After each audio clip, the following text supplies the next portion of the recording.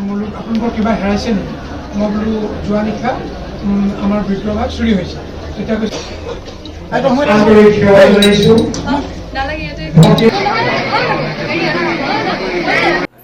বাবা দেৰি হৈ গৈছে ভক্ত ৰৈ আছে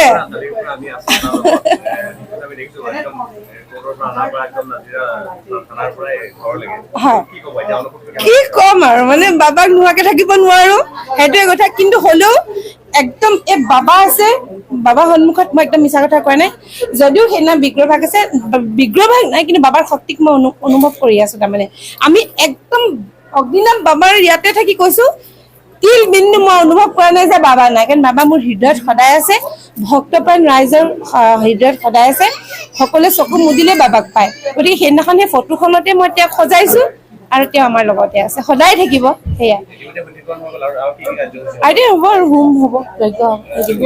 আৰু এতিয়া হোম হ'ব সেয়া পূজা পূজাৰ পিছত পোনপ্ৰথমে সকলোকে বহুত আন্তৰিক সেৱা জনাইছোঁ সকলোকে শুভকামনা জনাইছোঁ দেৱাদিদেৱ মহাদেৱ অগ্নিনাভ মহাপ্ৰভু তথা নিৰাকাৰ ব্ৰহ্ম সেই মহাপ্ৰভু শংকৰ ভগৱানৰ শ্ৰীচৰণত প্ৰাৰ্থনা জনাইছোঁ যাতে সকলো ভক্তৰ মনৰ কামনা তেওঁ সদায় পূৰ্ণ কৰক আমি সঁচাকৈ বহুত সেই দিনটোত দুখত ভাগি পৰিছিলোঁ আজি আকৌ আমি পুনৰ উজ্জীৱিত হৈছোঁ যেনেধৰণে শুকাই যোৱা পথাৰখন ঘাঁহ বন শুকাই যায় আৰু বৃষ্টিপাতত যেনেধৰণে ঠন ধৰি উঠে আজি আমি আকৌ তেনেধৰণে ঠন ধৰি উঠাৰ দৰে লাগিছে কিয়নো বাবাৰ সেই বিগ্ৰহভাগ আমাৰ হৃদয়ত সদায় আছে আৰু সদায় থাকিব আমি অগ্নিনাভ শিৱ মহাপ্ৰভু তেখেতকে আমি হৃদয়ত স্থাপন কৰি সেৱা পূজন কৰি আহিছোঁ আজি এতিয়া খন্তেক আগতে অলপ সময় আগতে মন্দিৰৰ পূজাৰীয়ে মহামন্ত্ৰ উচ্চাৰণে বাবাক সম্পূৰ্ণ স্নান কৰি শুদ্ধিকৰণ কৰে দেৱবাদ্যৰ জৰিয়তে আৰু এতিয়া বাবাক নিজৰ স্থানত প্ৰতিষ্ঠা কৰা হৈছে এতিয়া বাবাক সুন্দৰকৈ ফুলেৰে সজোৱা হ'ব তাৰ পাছতে আমাৰ ৰাজহুৱা বন্তি প্ৰজ্বলন তথা প্ৰাৰ্থনা আৰম্ভ হ'ব আৰু তাৰ পিছত পূজাৰীয়ে নিজৰ আসনত বহি পূজা আৰম্ভ কৰিব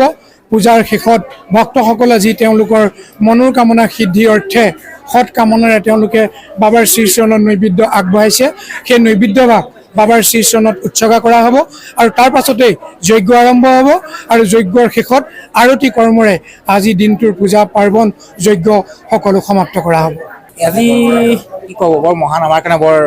সৌভাগ্যৰ দিন বাবা যদিও আমাক খন্তেক সময়ৰ কাৰণে আঁতৰি গৈছিলে আমি অত্যন্ত দুখী হৈছিলোঁ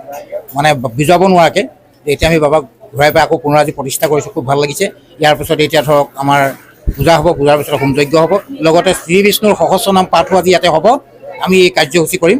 এতিয়া সেয়াই আমাৰ ক'ব লগা আমি আহিছোঁ যোৰহাটৰ পৰা জয় বাবা অগ্নিনাভ আগতেও এবাৰ আহিছিলোঁ এই ল'ৰাৰ কাৰণে কিবা এটা মনত আশা কৰি গৈছিলোঁ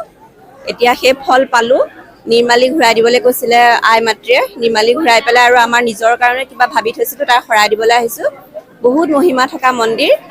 জয় বাবা অগ্নিনাভ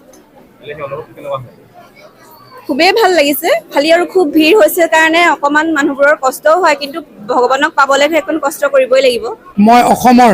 সমূহ সংবাদ কৰ্মীলৈ বিনম্ৰ অনুৰোধ জনাইছোঁ আপোনালোকক বিনম্ৰ অনুৰোধ আপোনালোকে নিজেই দেখিছে যে অসমৰ ভিতৰত একমাত্ৰ এভাগ মন্দিৰ যি এগৰাকী গৃহিণীয়ে সম্পূৰ্ণ পৰিচালনা কৰে